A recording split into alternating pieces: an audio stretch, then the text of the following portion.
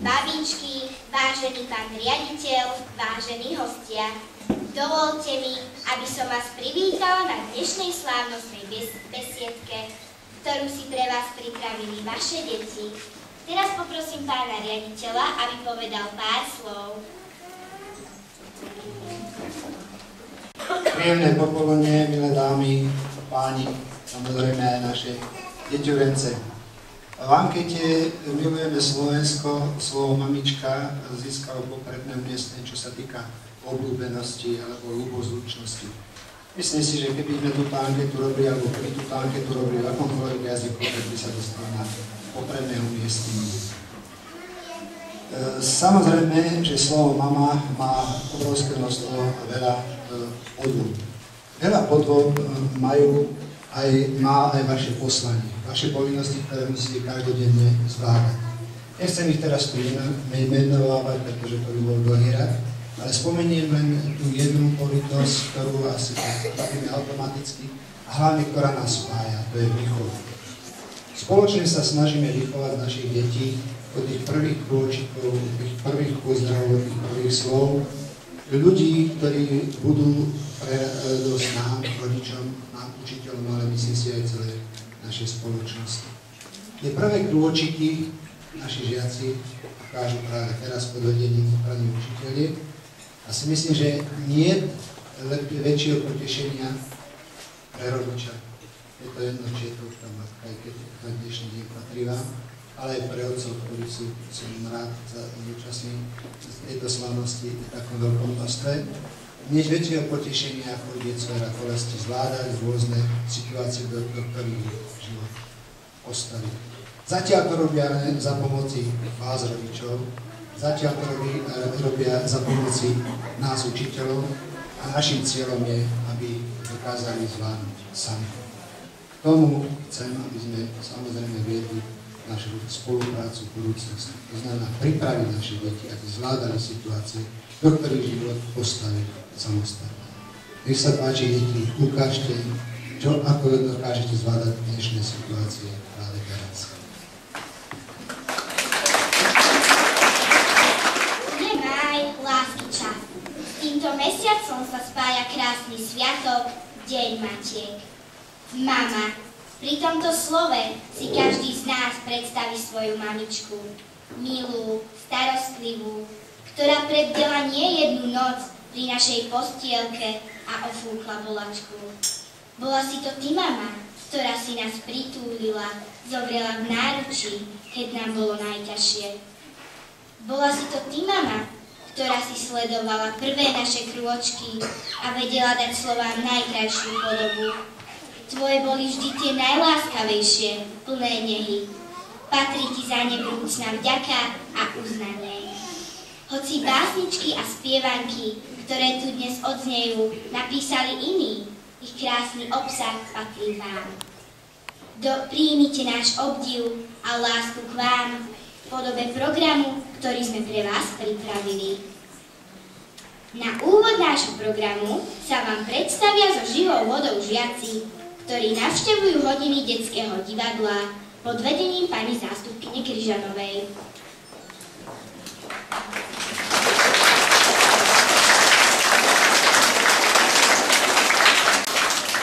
Kde bolo, tam bolo, za horami, za dolami, vlastne nikto poriadne nevie, kde presne.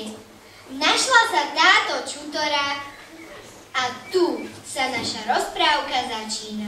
V kráľovstve kráľa Dlhonosa majú každý deň rušno.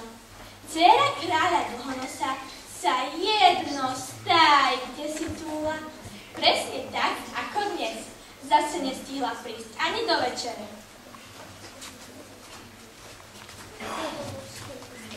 Kde len tá princezna môže byť? Princezna prichádza. Kde si bola? Už sme po teba vyslali všetkých zbrojnošov. Vieš, koľko je hodín? Všetci sme sa o teba báli. Ako to vyzeráš? Celá si zafúraná. To sa na kráľovskú dcéru nehodí. A toto je čo? Vajce.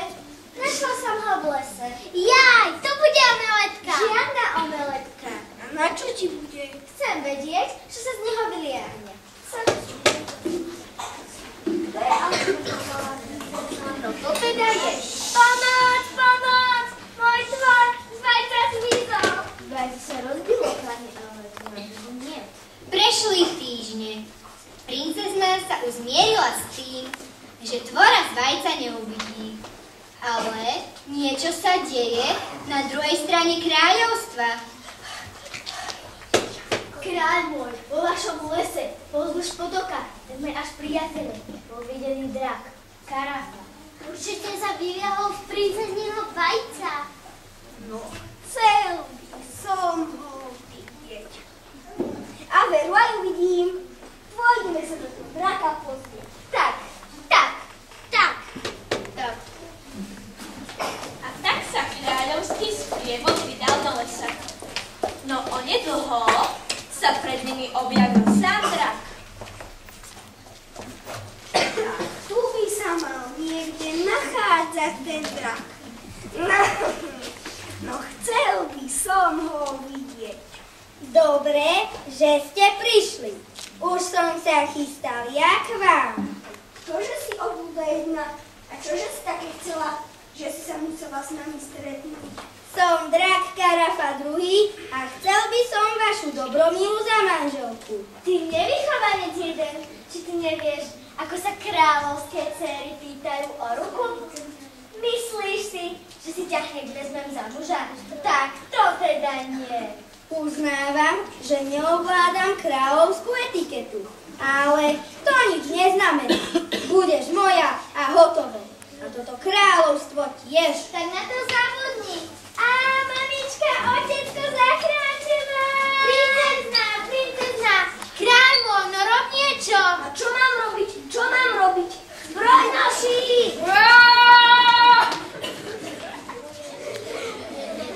A tak sa stalo, že celé kráľovstvo zosmutnelo. Drak Karafa väznil princeznu a ľudia museli nosiť jedlo. A veru jedol viac ako celá armáda dohromady. Preto sa kráľ rozhodol, že tomu, kto vyslobodí princeznu a porazí draka, dá za manželku svoju dcéru i kráľovstvo k tomu. Zo všetkých záchrancov z okolia sa prihlásili len traja. Aj to dvaja išli k drakovi, ale už sa nevrátili. Zostal len posledný, Janko. Zobral si so sebou dlhé lano a rozhodol sa draka najskôr sledovať, až potom konať.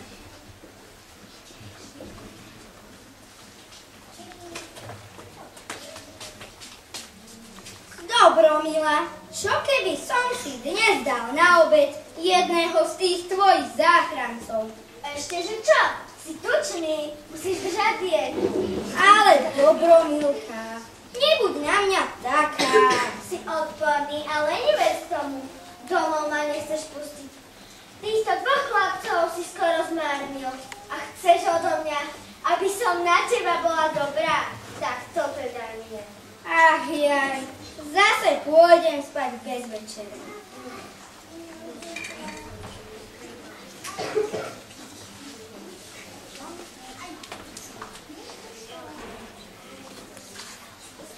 Vstávaj, hnusná zelená obluda.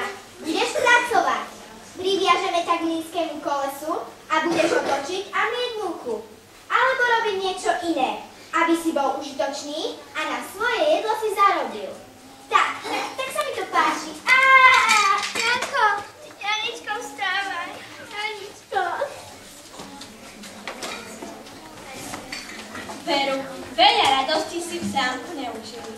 Už si mysleli, že budú musieť vystrojiť Jankovi pohreb, ale v tom sa zjavila ženička, ktorá povedala, že stačí pár kvatiek živej vody a Janko obživne.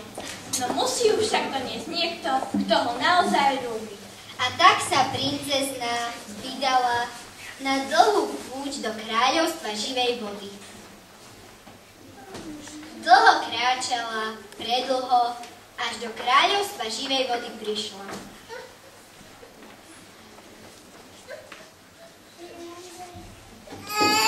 Dobrý deň, kráľ krajiny živej vody. Dovol mi načrieť z tvojej živej vody. Už som svojho Janka skriesila. Prosím. Živá voda len pre obyvateľov našej krajiny. Ale ak si ma vezmeš za muža, môže z nej piť koľko len budeš chcieť. Ale kdejakému Janovi ju nosiť nebudeš. Veď ja by som aj ostala. Aj tvojou ženou by som mohla byť. Len mi tú studňu so živou vodou ukáž. Myslím si, že si ju iba vymyslel, aby som sa za teba vydal. Smela si, poď, ukážem ti našu živú vodu. A či môžem skúsiť, ako chutí? Ale iste, len sa napí. Aspoň už z nášho kráľovstva nikdy neodtiekne. Jaj, či je dobrá. Kráľovi sa princezná veľmi zapáčila. Veľmi rád by si ju zobral za manželku. Preto je ušla v tej najkrajšej komnate. No princezná sa v noci prešmykla okolo stráži a ušla. Znova putovala domov za jej Jankou. Napokon vyselená však došla domov k svojim rodičom.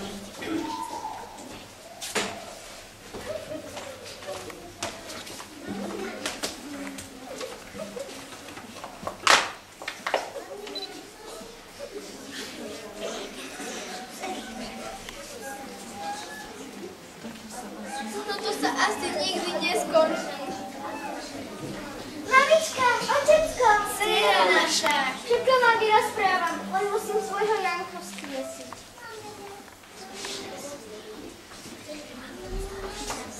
Čo sa tu so mnou deje a čo sa stalo? Nič, všetko je v poriadku. Dobro, Milka. Janička. Žena moja. Muž môj. A bola svadba. Čo malo nohy, to tancovalo. Čo malo husle, to hralo.